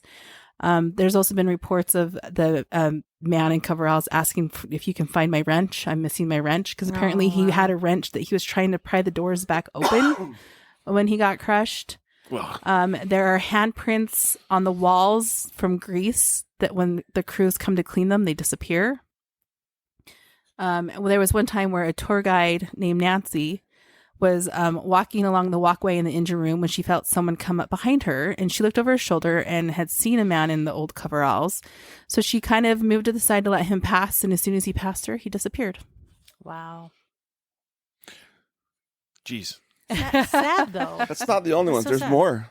That is sad. Here's what I would say this, though. I'm really glad that he chooses to appear as he was whole, and then as he was when he Severed, died. right, yeah. Could you imagine the level of like terror would be like, here's a dude that's pretty much in half walking on, excuse me, out of the Thing is, way. if they know his name, why do they call him Half Hatch? I mean, that's like rude. I think it like, was you a know his nickname name. that Yeah. probably ghost investigators had investigators There's gators. where they had created this name of Half Hatch Harry for him before finding out that his name was John Petter. I'm assuming, but Yeah, it's possible. I mean, or it's just some absolutely cruel mhm. joke in that avenue. Yeah. Okay, another one. The Mayfair room. Got anything on that? What's This room was once the ship's beauty salon, but now it's used as offices for the hotel. In 2001, a member of the accounting staff came early to work at around 5:30 a.m. and simply felt like something was just kind of off. She then went about her office task before sitting down at her desk and feeling unusually cold. Later, she felt someone brush up against the back of her chair, but when she turned around, no one was there. And then minutes after that, the woman saw a transparent figure in white, again, A woman in white. right? Woman in white. Walk across the room and pass through the door. Or was it So- Barry White? And she just ended up grabbing her keys and fled the room until her coworker showed up. I can't say I wouldn't have done the same thing. Yeah. When you're alone, it's Different, it's right? different than when you have at least one other person there. It's very different. Yeah. See, and there's a lady of white that's been known to be seen in the first class lounge area, which is also doubled as the ballroom in the 1930s, where she's seen dancing in the corner by herself. People have also seen her that have followed her. The people in white have followed the people out of the room, but as soon as they get to the elevator, she disappears. Because she's going to the salon. She shall not yeah, pass. maybe she's going to the salon. Yep. I don't know. Do you have anything on the generator room? I do not. I don't think so. So in the generator room, a man named John Henry, he was one of the first ghosts of the ship, actually. He passed away when the ship was getting fitted. So remember how it got dragged to the shipyard and was getting all the... he died by electrocution when he was building the generator for the ship. Ever since then, the room has been haunted. He's been seen as a shadow figure Strange sounds come out of the room, and there are actually holes on the floor and the walls. So when you do a tour, there are people that have been on tours that have seen an eye looking out of the engine room through the holes. That creeps me out. That would totally creep me out. Oh no, it totally creeped me I'd out. rather see an apparition than an eye eye looking looking through through a a hole. hole. Right. Or like just a finger coming up out of the Yeah. ground, like, come here. So people think that it's Henry just keeping an eye on his ship. We all Yeah. float down. I hate to So- say it, but when you said Henry, Yeah. I was like, was he a steel driving? John Henry was still tempting. driving me. So, and then, First class swimming pool. okay. There you go. So obviously now abandoned. It was once the epitome of luxury with an illuminated fountain, mother pearl ceiling, and elaborate mosaic tiles. Sounds really pretty. Yeah. It sounds beautiful, actually. The pool obviously is no longer in use because of California code issues. It's actually drained. There's no water in it. Yep. Mm-hmm. But that doesn't stop from being one of the hotbeds of paranormal activity on the ship. So a lot of people report seeing a number of ghosts, a young woman in a tennis skirt walking down the stairs and then disappearing behind a pillar, and a woman in an old wedding gown next to the pool with a little boy in a suit, and also wet footprints along the pool's edges. Mm-hmm. There's a lady that's seen wearing a 1930s bathing suit, and she likes to hang around the edge of the pool, and she's actually been seen in the old pool locker room area. People think that she might have drowned there during operation, and that's why she's lingering around in the area. Sounds very residual. Like Yeah. everything in the pool area sounds very A lot like of the stuff in the residual pool haunting. area. In fact, in the second class pool area, do you have that one? Uh-uh. There's a little girl named Jacqueline Torn. The second class pool area actually is now a theater. The pool doesn't even exist there. But the little girl has been reported being seen in that theater and down in the first class area. She's described as being a girl around 5 to 6 years old, and she wears a 1940s dress. She likes to play with investigators, and she has been heard singing her favorite song, London Bridges. She's been heard laughing and talking in EVPs. People have said to hear a young girl laughing and splashing in water, even though one pool doesn't even exist and there's no water in the second pool. So that just adds to the creep factor even more. Oh yeah. One paranormal tour guide has told the story that while on an investigation by the first class pool area, they heard a little girl laughing and splashing and saw wet child-sized footprints appear on the floor while they were investigating. So that's in the second class area. That was in the first class pool. Oh, first class pool. Yeah. Yeah. Yeah. So it definitely sounds like there's a mix of things going on in that. Yeah, you have a lot of different stories. So there's rumors like up in the front of the belly of the ship, they hear a lot of screaming and just a lot of noise up there. Like in the bow. Mm-hmm. Yeah, and people think that it's from when she hit the Curacao. But there's also stories that they had a pit up there for the prisoners of war, and that's where they kept the German and Italy soldiers against their will. And they would lower food and water by rope down into them. And then, if the men died of injury or disease, they would just throw their bodies overboard. And so there's rumors that some of the voices they might be hearing up there are the moans of the prisoners of war that died, calling out for food and water. But that part of the boat is closed to the public, and you can't ever get up there. That's a bummer. No kidding. All the best places are Closed off. forbidden. For your safety. Yeah. There's also a ghost named Grumpy. Yeah. They call him Grumpy. He's just named Grumpy. He's just named Grumpy. They So don't he's a really. dwarf. They really don't know who he is, right? No, they don't. They have no name. They have Yeah, nothing on but they him. call him Grumpy the Growling Ghost. So he's actually he's G for memorable. short. Yeah, he's memorable because he tends to growl at the visitors. Grumpy is said to lurk in the room under the stairs near the first class swimming pool, and sometimes he joins John Henry in the boiler room. And you can actually, they say that you can actually hear the audio recordings of Grumpy growling at www.queenmaryshadows.com. Huh. That's kind of cool. But yeah, I mean that's weird. I mean, I was wondering, like, is there a chance that it's a type 3 where it's I guess you never know. It's right? possible. It's possible. Yeah, But Yeah. totally possible. Or they have Captain Treasure Jones as well. He was the last captain of the Queen Mary from 1965 to 1967. And he captained her final voyage from Southampton to Long Beach. And he earned serious credit in the maritime community, transferring him into the media figure following the vessel's retirement. So he died in 1993 at the age of 87. And he is well known on the ship for his affinity to like cigars. He'd smoke them like everywhere. And so a lot of visitors sometimes still report smelling cigar smoke in the captain quarters. Huh. Which, I mean, if he smoked cigars, and those can have some, I mean, hang time. powerful. Yeah, they have hang time. Do you not think that smoking cigars a lot would kind of just soak into and you'd kind of catch those whiffs every now and again? Oh, yeah. You know, so maybe that's not so much paranormal. I mean, it could be, but Right. it could also be that it's just that smell is just into those things, and you just, if the air current comes through right, or you're standing in the It's right like when spot, you buy a you used get a car whiff. and they turn on the Yeah. air conditioning and all of a sudden You you smell- smell the you smoke smell person it. before he was Yeah. a smoker. Yeah. Exactly. Even though they Yeah. cleaned the car well. Exactly. Do you have anything on room B474? I do not. Mm-mm. Okay, so this is another urban legend type situation, but you tell a story enough, it can manifest itself. But there's a legend of a murder-suicide in this room. There's no any proof of anything happening, but there are two different stories. One story is that a family was traveling to America and the stepfather snapped during the voyage, first strangled the mother and the young sister of a girl named Dana, and then he broke into the bathroom where Dana was hiding and shot her and then shot himself. Oh, good. The second story is that a stranger broke into the room and ended in the same results.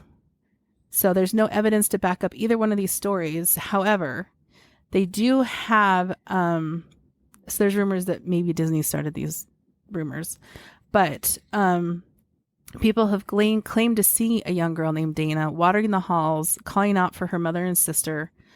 She's also been seen walking through the cabin and into the bathroom and into the mirror of the bathroom. She's also reported to walk right through the door of the cabin and into the hallway. So Wow. the spirit of this little girl named Dana has been reported by investigators, but her story of how she got there isn't quite confirmed. Right. But there's that other story of the one guy that got locked into the other room because he killed two people, that maybe those two stories are linked. Could be. Well, I yeah. wonder if there's like voices heard like of a guy saying, "So help me if I have to turn this boat around." So, but I mean, and there's also some theories with her being waterlocked that the water can be like a natural conduit and provides energy for the spirits, Oh, Right. absolutely. and so who knows if that has anything to help on why we have so many stories from the Queen Mary versus all these other ships. Right. But Yeah. I mean, there's just a lot of documented stuff from the Queen Mary versus a lot of the other ships out there. Well, I think part of it too is age, right? True. You're talking 1940s, which modern era, a lot easier to find history, a lot easier to transport history and Keep and records. keep records and get things written down. Uh-huh. But it seems like a lot of the stories are more recent, tellings of things Mhm. about things that happened in the past, which is one of the reasons why we got some crazy differences in the stories. Yeah. Mm-hmm. So, I mean, is it all just modern coming out because people have investigated it, or is it, or all of that stuff? Like, where's it go? Yeah. Who knows? And it does seem like the Queen Mary's got the gambit. It's got residual. It has Mhm. intelligent. Looks like it's got some type 3 work going on there. Yep. It's got phantom smells. Mm-hmm. it's A little bit of everything. it's the paranormal smorgasbord. It's even got haunted objects. Oh yeah, I forgot about that. There's actually like a haunted object artifact room on the Queen Mary. Really? So Nice. there's a show that you can buy tickets to go see, and the guy who does the show has like traveled the world and collected all these haunted objects that he has in this room. One of the haunted objects that he has is a doll that's in a box, like a wooden crate box. And then there's a hole where you can look in and see the doll, but then it has like iron bars on it, kind of like a jail cell. So this doll is in this box. And the doll came from Cheyenne, Wyoming. It belonged to a little girl who was actually murdered by her abusive mother because the mother was jealous of the doll because she overheard the girl tell the doll that she loved the doll more than her mom. So at first they thought that her death was an accident, but come to find out she actually had murdered her daughter. And a week later, they found the mom dead at the bottom of the stairs. And at the top of the stairs, there was the hand of the doll. But the doll was still locked in the box. Yeah, Mom locked it in the box so she could only look at the doll. Yeah, and she couldn't locked play it in with the her. box so she'd only look at the doll and not play with it. But the doll's locked in the box, but the doll arm is at the top of the stairs. And the mom is dead at the bottom of the stairs. A week after her daughter died. That's a story I have not heard of. I have not heard of that either. Wow. So at one point in time, there was a lady who, I don't know how she ended up with the arm, but she had actually turned it into a pendulum. And so if you see, right? Why? Because they were thinking of the energy from if it actually pushed the mom down the stairs. Anyways. So there's a YouTube video you can watch where it shows the doll in the case and then the arm with the string around it because it had been used as a pendulum. So what I did, I built a pendulum, and in one side I've got Annabelle's arm, and the other side I got Robert's arm. Goodness gracious. Well, the thing is there's no negative energy from this doll. The doll moves, apparently. Like people who do the tour and go into this haunted object room, they will go in, the doll will be standing, and then when they leave, the doll will be sitting. So In her box. In her box, because they haven't ever taken her out. She's Right. still in the box. So you can see her face where she's standing, and then like she'll be sitting down. So the doll moves in the box, but there's like no negative like Annabelle or anything connected to it, which is kind of weird. It's just this doll that moves. And I think that the doll was just there to help the little girl and protect the girl, and that's the reason why the mom went down the stairs. Who knows? I don't know. Yeah, that's a weird. But the YouTube video I watched, they had an SB7 and tried to do like a EVP session with the doll. They really didn't get anything with it. And but they did have a side-by-side from when they first went in and saw the doll. And then they went back later to see if the doll had sat down. It hadn't sat down, but it looked like the doll had moved. There's like a side-by-side where you can kind of see its eye. But then in the other picture, it had been moved a little bit where you could see its eye.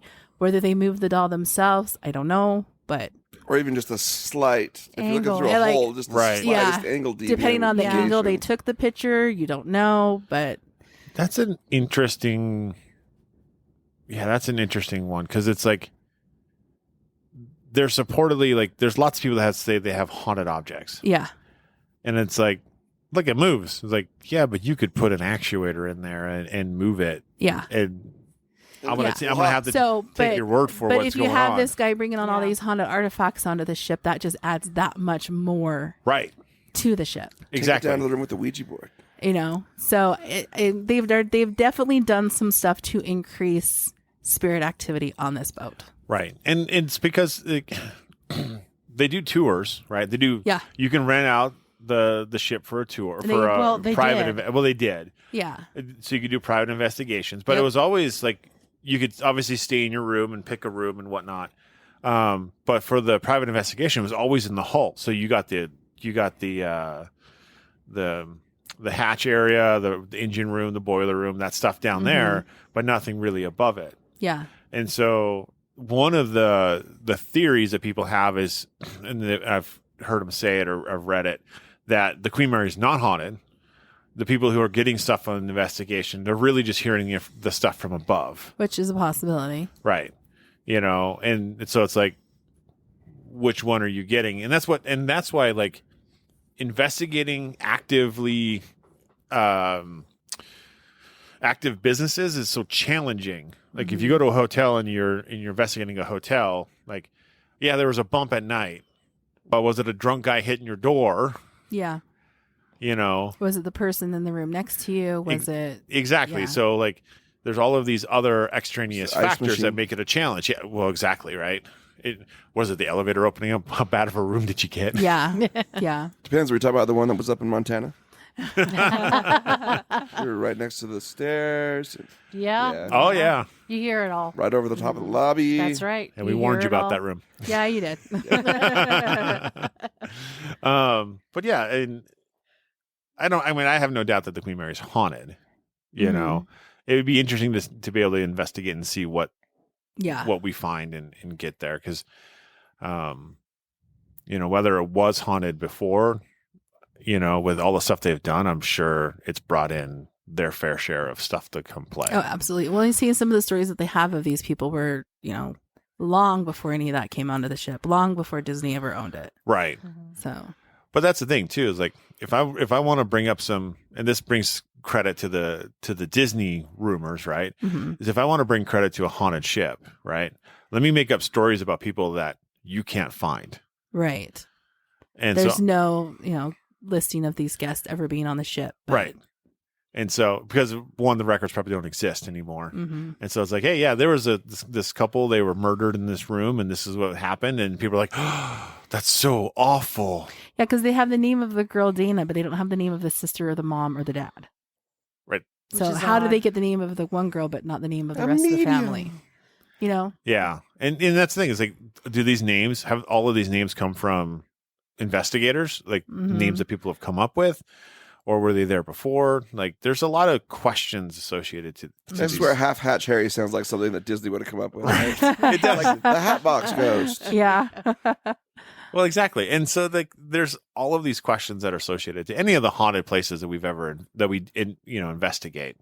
Is can we get the rumors away and get the true story behind it? Sometimes it's really tough. hmm Either way, I'd still love to go and investigate it. Oh, 100%. I'd go to every one of these places. I want them to fix it first so it doesn't fall over Well, while that's I'm what there. I'm saying. I hope that they decide to fix it and reopen it. Honestly, Yeah. I would. It's one place I'd love to go just check out.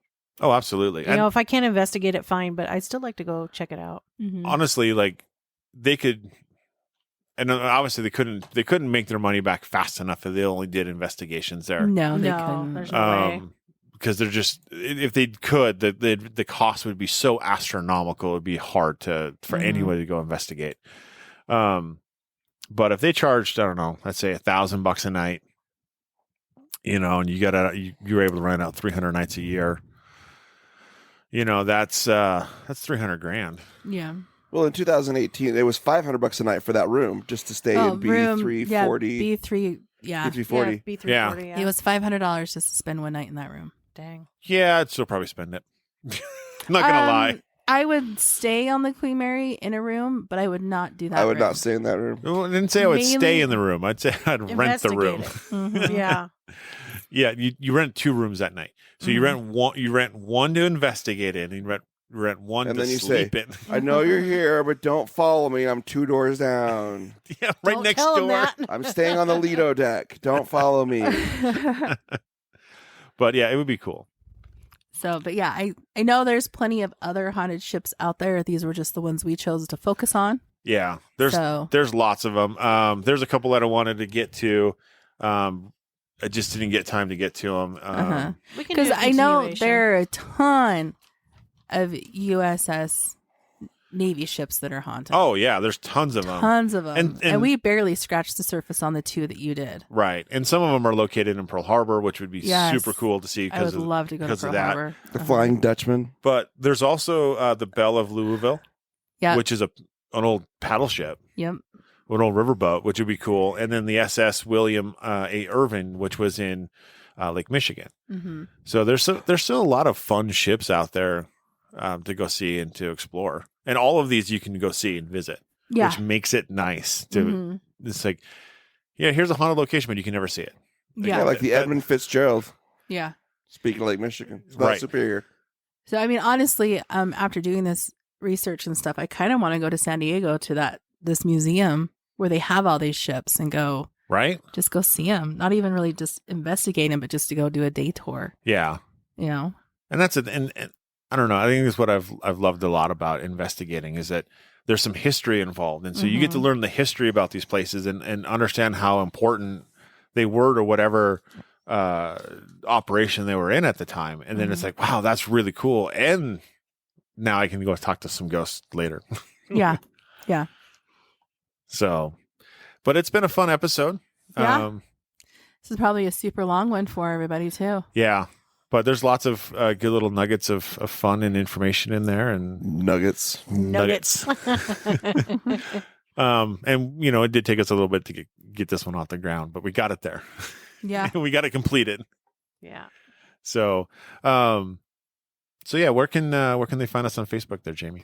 You can find us on Paranormal Peeps Podcast or CPR Research or CPR.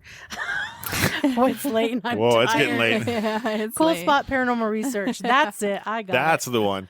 CPR, cold spot paranormal. It's all about the same, right? Yeah. it. Yeah, you figured it I out. will be honest, they ain't gonna go look anyway. And on Instagram, we're coldspot_paranormal_research. And on Twitter at CPR Paranormal. And with that, And on MySpace. and on MySpace at We're not at MySpace. Nope. And with all that, guys, have a great night and stay ghosty, my peeps.